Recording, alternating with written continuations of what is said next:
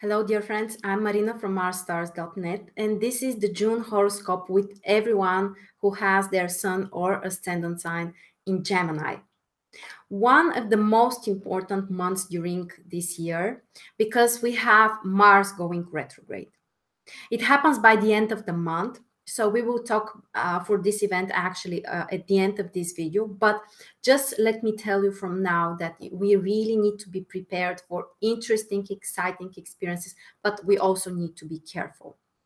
So keep in mind that there might be lots of things which are happening, some things which you may need to reconsider, and also things that you need to avoid.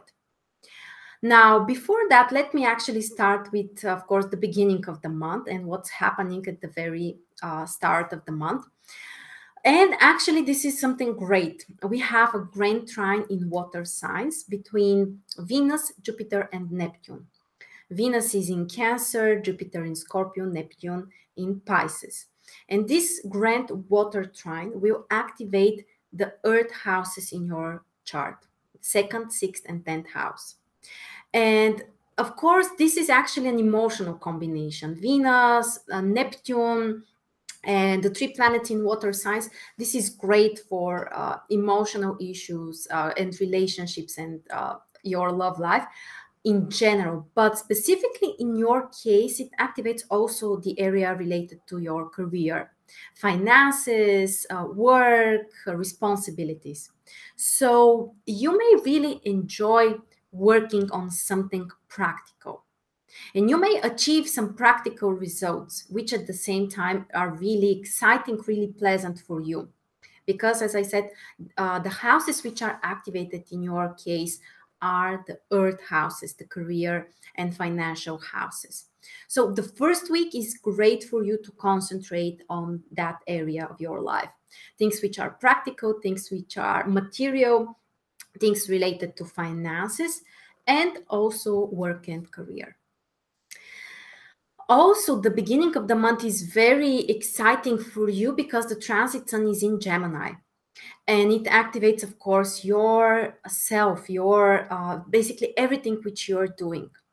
It might be a great time for starting new projects, for feeling more energized, more excited, and more motivated to do something. Also, the sun in first house can really help you to be more confident, to be actually willing and inspired to take action, to do something independently, to do something concrete. So definitely for you, this is a big month. Very important, very positive. So go ahead and start the things which you have planned or things which you have procrastinated. The beginning of the month specifically is very, very positive. After the 21st of June, the sun will enter Cancer in your second house.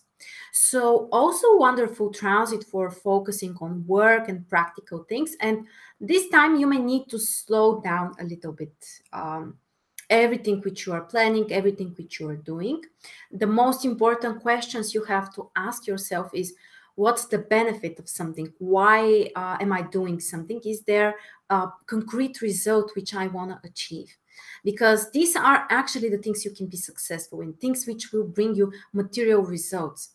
Also, what's required from you is to be more grounded, to be in touch with reality, and to be really specific about the things that you want to achieve.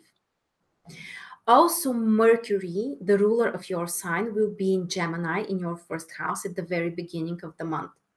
This is also very supportive, very important transit, which can help you to reconnect with yourself, to reconnect with other people, to feel really at the right place, and things which come natural to you may actually be very important and very positive. So communicate with others, share your thoughts, share your ideas with other people. Also, it might be a wonderful time for traveling, for learning new things, for working with information. Basically, everything which is natural, which is nice and pleasant for you. After the 12th, we have Mercury entering Cancer and your second house. So also transit which put more focus on material issues like finances, like organizing better material things and money and your income and your expenses as well.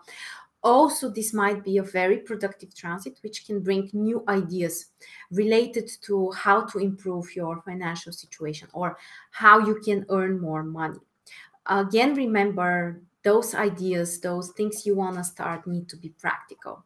And actually, they need to be something which you can implement right now.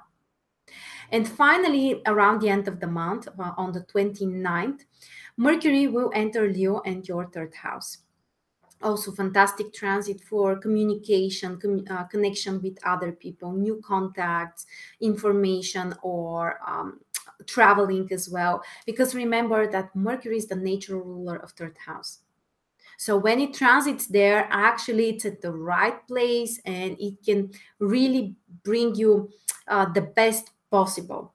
So wonderful time for communication, connection with people, signing contracts, taking care of some document issues, traveling, learning new skills, and just, enjoying spending more time with your friends.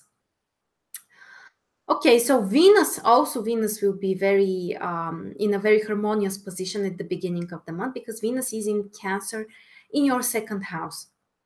Venus is the natural ruler of this house. So again, the influence is very harmonious, specifically for material things, for earning money or receiving financial support from somewhere. And probably it will be something which won't require putting a lot of efforts on something because Venus is not a planet related to, working really hard. Actually, Venus enjoys the comfort and receiving things, not fighting for things.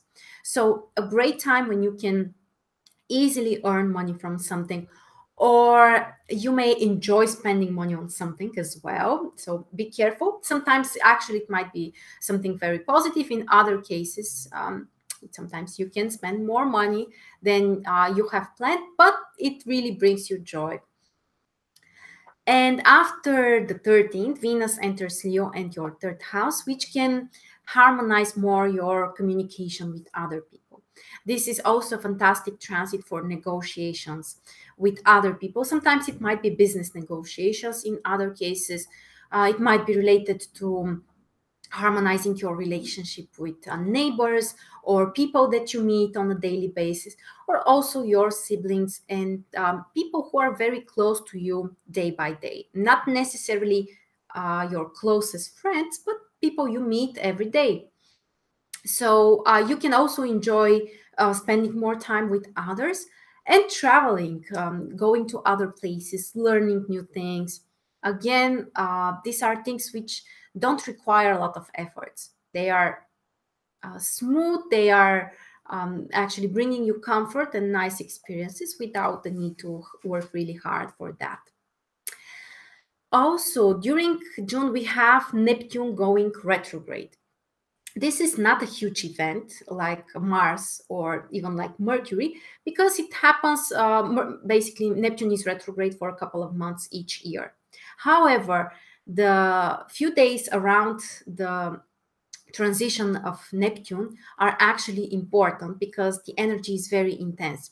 And it's actually on the 19th of June when Neptune will switch its direction from direct to retrograde. And you may feel that, especially in terms of your career, because Neptune is in 10th house. So I would recommend you to be more careful a few days before and after the 19th, because sometimes Neptune can bring complications or some unrealistic expectations, sometimes even lies or cheats. Of course, it depends what's activated in your chart from other planets, but in general, you need to be more careful with your career. And also, the most important event during June is actually at the very end of the month, on the 27th, when Mars will go retrograde. And in your horoscope, actually, it will activate ninth house because Mars actually is retrograde in Aquarius at the beginning of the transit. And for that event, we are going to have a special webinar. You can find the link in the description below. And everyone who signs up for the webinar will also get a personal report by me, explaining actually where specifically Mars will be retrograde in your chart, in which house, and are there any major aspects with your natal planets, because that's very important about understanding actually if this will be a really stressful period for you, or it's, you know, not so problematic period.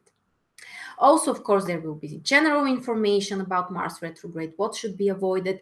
Actually, in your case, it's in ninth house, so we can expect that the influence will probably won't be so stressful because there is a trine between Aquarius and Gemini. However, of course, it might depend from person to person. And also, you will get a calendar for this period with a day-by-day position of Mars in concrete degrees. So you can also understand when something important will be activated in your chart. So if you want to join us, you're absolutely welcome. Remember that in the description below, you will find also all of the events that I explained with the exact dates, the positions of the planets, and what will be activated in your chart specifically.